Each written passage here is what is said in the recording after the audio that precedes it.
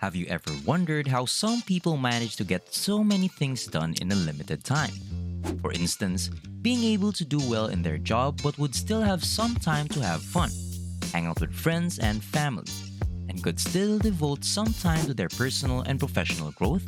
In the company that I used to work in, we jokingly call these people Superman or Superwoman, as they can't seem to run out of fuel to do so many things effortlessly and consistently. Now that I think about it, those nicknames couldn't have been more accurate. But instead of superhuman strength, super speed, and X-ray vision, these people wield the power of that thing called self-discipline. Self-discipline is what drives us to stick to our best intentions and goals even when we don't feel like it. It's the force that enables us to forego immediate gratification and endure a little discomfort for the sake of achieving these goals. Seeing as you're here watching this video, I bet you too would want to be dubbed as Superman or Superwoman, capable of wielding self-discipline and be at the top of the pack. Well, you're in the right place, as in today's video, we will be sharing with you incredible ways to improve your self-discipline for success.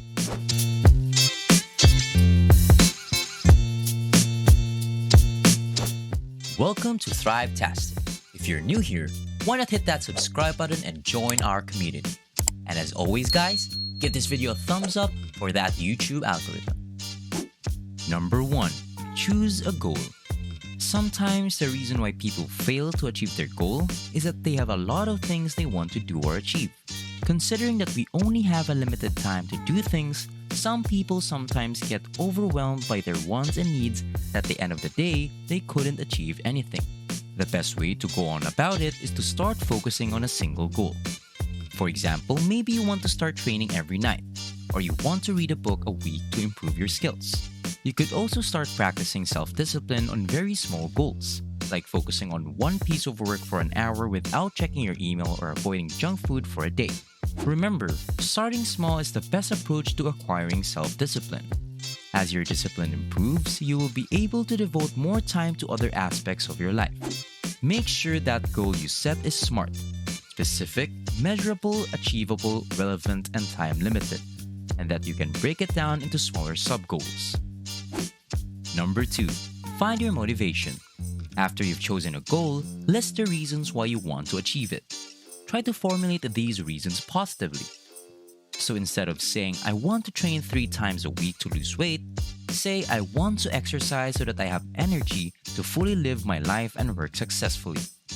Or instead of saying, I want to remove this task from my to-do list, say, I want to do this task so that I can achieve my goals, progress towards success, and feel satisfied with my day. It will be much easier to accomplish a goal if you list the reasons why you want to reach a specific goal. This is because if your motivation comes from within, you're behaving based on intrinsic motivation without the need for external rewards. Number 3. Identify the obstacles. You must now identify the barriers you may face while working towards your goal and design a strategy to overcome each one. Assume you want to improve your skills by reading a book once a week. In the past, you have already encountered a variety of challenges in accomplishing this goal. For example, find a book you enjoy, schedule time to read every night, avoid distractions, and so on. Once you've recognized your hurdles, devise a plan to overcome them all. In this case, instead of traveling to the bookstore, you could buy many ebooks and download them from your Kindle, ensuring that you always have a book to read. Make additional time in your day to devote to your reading. For example, you may read during lunchtime or while waiting for the subway. If you always have your ebook reader with you, the amount of time you have to read will grow dramatically. Also, when you want to concentrate on reading, switch off your phone. Many times, our self-discipline fails exactly because we have not identified all of the obstacles we will face to reach our goals and have not established strategies to overcome them. When these obstacles emerge, we are unprepared to deal with them, which disturbs our commitment. So please don't skip this step. Number 4. Replace old habits. When we practice self-discipline, we frequently try to break a bad habit and replace it with something more productive. However, if the habit is related to a specific time of day, breaking it can leave a void. If we don't replace this habit with something else, its absence will become even more noticeable. A good example is to refrain from shopping online during breaks. After you've decided to quit, think of a new behavior you can engage in when you need a break. Instead of browsing online stores, go for a cup of coffee or go for a brief walk outside. Instead of leaving you with nothing to do during the break, these behaviors will help you achieve your goal and build your self-discipline. Number 5. Track your progress. Pay attention to how you feel while you work on developing and strengthening your self-discipline. You might feel liberated, glad, proud, and excited. Consider keeping a diary to write down your self-discipline goals and track your progress. This reinforces the positive changes you make during in your life and provides you with a record to look back on to see how far you've come. Your self-discipline will grow stronger over time, and you will be able to apply it to many aspects of your life. Self-discipline is a crucial soft skill. Developing it properly may appear challenging at first, but it will become quite easy over time. As you begin to build self-discipline, strive to avoid distractions because they make it more difficult to engage in the activity you're trying to avoid. For example, if you require the self-discipline to focus on work rather than surfing social networking sites, utilize Chrome's Block Site plugin to prevent access to these sites in the office. However, it is crucial to reward yourself as you move along your route. Celebrating your accomplishments will keep things interesting and will boost your commitment to keep going. Don't be put off by the fear of failure or an occasional setback. We all experience setbacks and failures. It's part of life. Recognize your mistakes, learn your lesson, and move on. We can execute high-quality work even when we are tired because we have self-discipline. It enables us to pursue our goals in challenging circumstances and keeps us professional even when we are not feeling well. Remember to do the following steps to enhance self-discipline. 1. Choose a goal. 2. Find your motivation. 3. Identify the obstacles. 4. Replace old habits. 5. Track your progress. Self-discipline is a fundamental attribute that distinguishes those who are successful in life from those who are not. So make sure that it is properly developed. But what are the advantages of having a high level of self-discipline? And why is it so necessary in everyday life? Well, here's why. 1. Productivity. The foundation of productivity is discipline. You won't get anywhere until you're disciplined. You must embrace that. It is always a matter of self-discipline, whether it is getting up an hour earlier than normal to concentrate on a job or keeping focus on a task until it is completed without distractions. 2. Resilience. Being disciplined will give you the resilience you need to face life's challenges, whether it's a difficult conversation or an unexpected problem. Self-discipline will be vital in deciding how to cope with them. 3. Control. Whoever is disciplined is unquestionably in complete control of himself.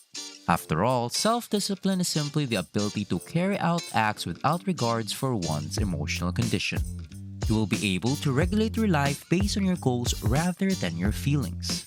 If you're too tired to get up from the couch but are disciplined, you will find the strength to move because you know that you must accomplish that matter, and it is something you want to do enthusiastically, and that will bring you benefits, or that it is a task that you must necessarily do to completion. Consider two people, both smokers who are trying to quit. A cigarette is offered to our characters. "No thanks, I'm trying to quit," says the first person, while the second responds, "No thanks, I don't smoke." As you can see, the principle is the same.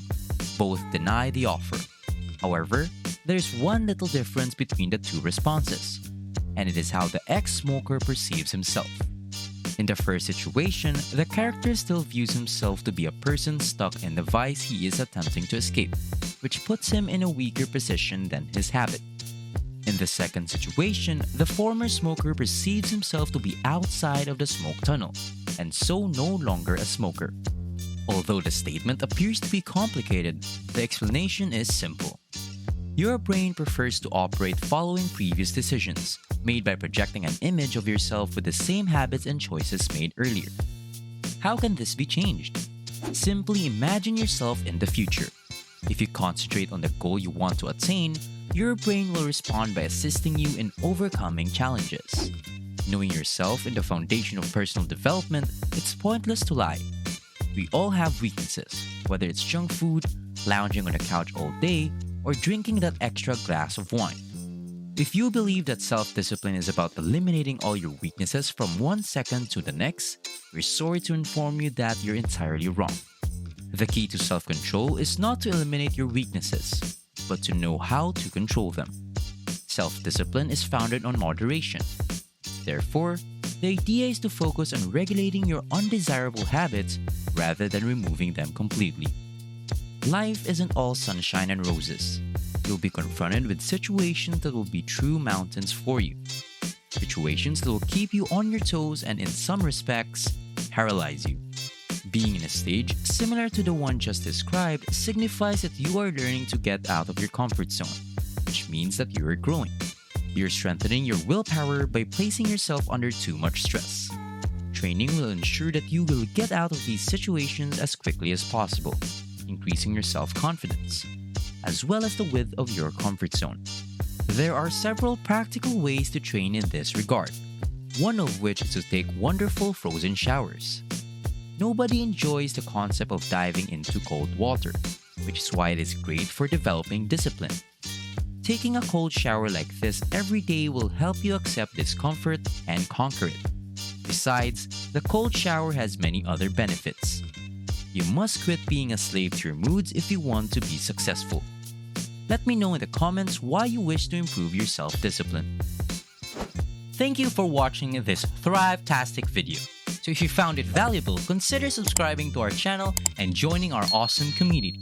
And if you're still hungry for more, we handpicked this awesome Thrivetastic video for you to watch next.